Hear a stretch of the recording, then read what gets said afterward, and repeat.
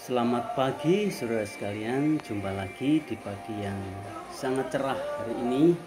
Pagi hari ini saya ingin mengajak kita semua untuk mensyukuri siapakah kita dan mencoba untuk menemukan makna identitas kita sebagai orang percaya dalam satu kalimat pertanyaan. Mengapa orang Kristen percaya bahwa gereja itu adalah milik Tuhan? Kalimat terakhir gereja adalah milik Tuhan itu sangat penting, sangat mendasar, sebagaimana pengertian kata gereja itu sendiri. Dimana kata gereja itu sebetulnya berasal dari kata kuriakon dalam bahasa Yunani, yang berarti memang adalah milik Tuhan. Saudara sekalian yang dikasihi Tuhan Yesus Kristus, mengapa kita bisa yakin bahwa orang percaya itu adalah milik Tuhan? Saya kira ada 3 alasan yang mendasar mengapa kita boleh percaya bahwa gereja itu milik Tuhan. Alasan yang pertama itu terkait dengan sifat dari gereja itu sendiri, di mana di dalam pengertian kegerejaan, gereja itu dikaitkan dengan sifat pemanggilannya. Kita tahu bahwa pengertian dasariah dari hal ini adalah dari kata eklesia, itu jemaat. Dan kita tahu bahwa eklesia itu ex, itu keluar, dan kaleo dipanggil keluar. Dalam arti membawa sebuah pengertian yang sangat mendasar mengenai identitas gereja yang oleh Tuhan dipanggil.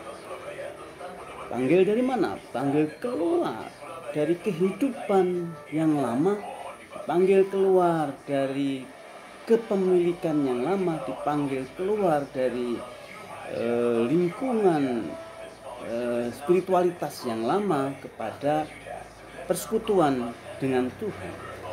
Eklesia itu menandaskan pengertian bahwa Tuhan memanggil orang-orang percaya untuk hidup bersama-sama dengan Dia dan hidup di dalam persekutuan dengan Allah Tritunggal itu. Itulah sebabnya bahwa ini pengertian menjadi sangat penting, yakni sifat pemanggilan dari gereja. Gereja dipanggil, orang percaya dipanggil keluar untuk dipersekutukan atau bersekutu dengan Tuhan. Yang kedua, saudara sekalian, mengapa kita percaya bahwa gereja itu milik Tuhan? Ini berkaitan dengan sifat pembentukan, sifat pendirian gereja itu. Tuhan Yesus mengatakan bahwa di atas batu karang ini aku akan mendirikan jemaatku. Artinya bahwa gereja itu didirikan oleh Yesus Kristus sendiri atas dasar anugerah iman yang dikaruniakan Kristus kepada orang-orang yang percaya kepadanya. Dan atas dasar itulah maka gereja dibangun. Itulah sebabnya saudara sekalian memahami identitas gereja dalam sisi ini sungguh-sungguh menolong kita mengerti bahwa gereja itu sebetulnya secara natur, secara hakiki sangat bersifat rohaniah. Karena gereja itu dibangun atas dasar relasinya dengan Kristus dan komitmennya kepada Kristus di dalam keyakinan imannya itu. Yang ketiga, saudara sekalian, mengapa kita bisa meyakini bahwa gereja itu milik Tuhan? Oleh karena sifat penata layanan yang ada di dalam natur gereja itu.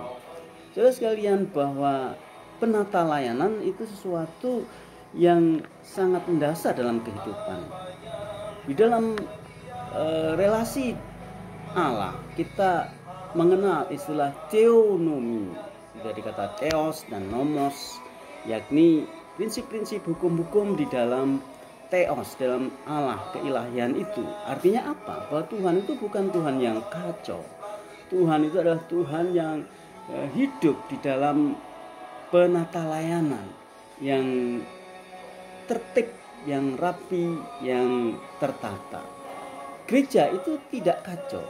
Pada waktu orang percaya kepada Kristus, maka secara komunitas, setiap pribadi orang percaya itu diikatkan kepada komunitas gereja. Yang dalam hal ini kita mengerti bahwa gereja itu bukan berarti personal, atau individual. Gereja itu adalah komunitas.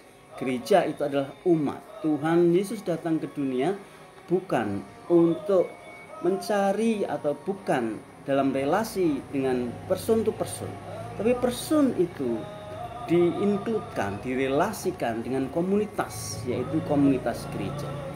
Saudara sekalian, dalam setiap komunitas selalu membutuhkan apa yang disebut penata layanan. Sehingga satu sisi itulah pengertian yang paling dasariah dari politeia itu sendiri, yakni pengelolaan dan penata layanan. Apa yang harus ditata layankan oleh gereja? Saya kira ada dua hal yang penting. Gereja dipanggil untuk melakukan penata layanan firman, di mana gereja harus mengelola firman sebaik mungkin, sehingga kebenaran-kebenaran firman itu akan menjadi kebenaran yang betul-betul menjiwai, mewarnai, membentuk, dan juga terrefleksi dalam kehidupan komunitas gereja. Yang kedua yang perlu ditata layankan ialah sakramen. Nah, sakramen itu adalah upacara sangat penting yang diperintahkan Tuhan Yesus, karena melalui sakramen ini, sakramen yang disertai dengan penjelasan firman Tuhan, orang-orang percaya itu dibawa kepada persekutuan rohaninya dengan Tuhan untuk menikmati, untuk mensyukuri karya-karya penebusan Kristus yang telah mereka alami. Nah, saudara sekalian, itulah sebabnya gereja itu selalu harus dikelola di dalam relasi kesadaran dan pertanggungjawaban dengan Tuhan, karena gereja itu bersifat rohaniah dan gereja itu adalah milik Tuhan. Selamat pagi, Tuhan Yesus memberkati kita. Amin.